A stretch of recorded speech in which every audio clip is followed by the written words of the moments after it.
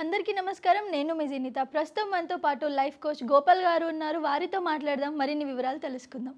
నమస్కారం అండి. నమస్తే అండి. ఎలా ఉన్నారు? బాగున్నామమ్మా. సార్, లాస్ట్ వీడియోలో మనీ ఎలా సంపాదించవచ్చు అని అయితే చాలా చక్కగా వివరించారు. మరి ఈ వీడియోలో ఏం చెప్పబోతున్నారు?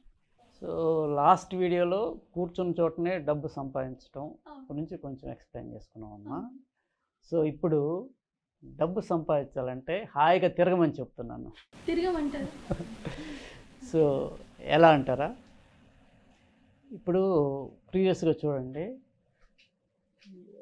పాండవులు అరణ్యవాసం చేసినప్పుడు ఏం చేశారు? మెయిన్ తీర్థయాత్రలు చేశారు.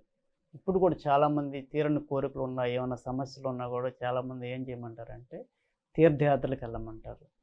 అలాగే పాదయాత్రలు చేసి ఎంతోమంది రాజకీయ నాయకులు అధికారంలోకి వచ్చిన వాళ్ళు చాలా ఉన్నారు. ఫర్ ఎగ్జాంపుల్ బీజేపీ, అంతకుముందు రెండు సీట్లు ఉన్న బీజేపీ మన అద్వానీ గారి పాదయాత్రతో 200 సీట్లకి వెళ్ళింది. అలానే మహానాయకులందరూ కూడా, ఒక ఎన్టీఆర్ ఎట్లయితే పాదయాత్ర చేశారు, రాజశేఖర రెడ్డి గారు, మన చంద్రబాబు నాయుడు గారు, ఇట్లా ప్రతి వాళ్ళు ఇంకా పాదయాత్రలు చేస్తున్నారు. రాహుల్ గాంధీ చేస్తూనే ఉన్నారు. ఎందుకంటే మీరు ఒక కోరిక మీద, ఒక ఎయిమ్ మీద అలా తిరుగుతూ ఉన్నందువల్ల రిపీటెడ్గా అదే మన యొక్క మైండ్ని యాక్టివేట్ చేస్తూ ఉంటుంది. యాక్టివేట్ చేస్తూ దానికి సంబంధించిన అవకాశాలు కానీ, దానికి సంబంధించి మన దగ్గర ఉన్న బ్లాక్స్ కానీ, దానికి సంబంధించి మన దగ్గర ఉన్న నెగటివ్ ఎనర్జీస్ని కానీ, వీటన్నిటిని తీసేస్తాయి అన్నమాట.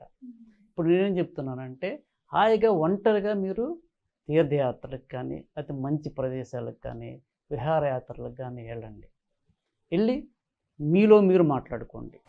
ఒకవేళ వెళ్ళకపోయారనుకోండి, ఒంటరిగా ఏదో పార్కో లేకపోతే స్టేడియంకో, మీ దగ్గర ఉన్న పార్కు ఒంటరిగా నడవండి. రోజు నడుస్తూ ఉంటే ఏమవుతుందంటే, మీ యొక్క ప్రస్తుతం ఉన్న మెంటల్ స్ట్రెస్ కాస్త స్లోగా రిలీవ్ అయిపోయి పాజిటివ్ హార్మోన్స్ ఉత్పత్తి అయిపోయి రిలాక్స్ అయిన తర్వాత అప్పుడు కొత్త ఆలోచనలు, ఇలా చేస్తే బాగుండు, మీతో మీరు మాట్లాడుకుంటున్నారు.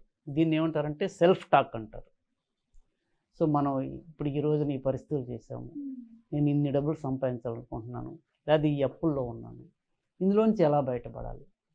సో దానికి సంబంధించిన మీకు కొత్త ఆలోచనలు వస్తాయి, లేకపోతే కొత్త అవకాశాలు వస్తాయి.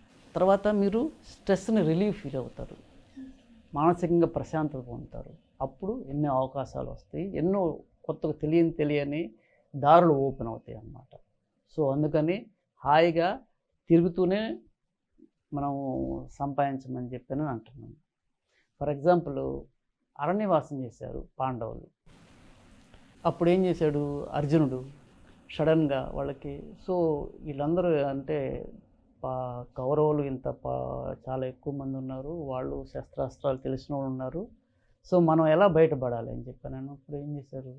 వాళ్ళు గురువులు కలిసి నువ్వు శివుడికి ప్రార్థించి పాశుపతాస్త్రం సంపాదించు, దాన్ని మించింది లేదు అని చెప్పారన్నారు. సో ఏం చేశారు? అరణ్యవాసంలో వెళ్ళారు. ఇక్కడ విజయవాడ ఇంద్రకీలా దగ్గరికి వచ్చారు. శివుడి కోసం తపస్సు చేశాడు, పాశుపతాస్త్రం పొందాడు.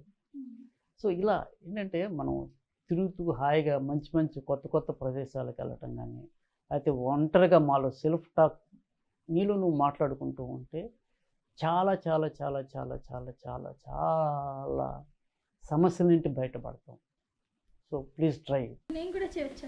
ఎవరైనా కూడా సమస్యల నుంచి పరిష్కారం కావాలి అన్నప్పుడు హాయిగా మెడిటేషన్ చేయాలి, దాంతోపాటు ఒంటరిగా నడవాలి, సెల్ఫ్ టాక్ మీలో నువ్వు మాట్లాడుకుంటూ ఉంటే చాలా సమస్యలకు పరిష్కారం దొరికింది. దాంతోపాటు డబ్బు, సంపద, ఐశ్వర్యాలను ఎట్లా సంపాదించుకోవాలి, ఎలా పొందాలి అనే దాని మీద కూడా మనకి చాలా వేస్ కనపడతా ఉంటాయి. ఖచ్చితంగా దొరుకుతాయి అంటారు. తిరుగుతూ సంపాదించుకోవచ్చు. Very good. ఓకే.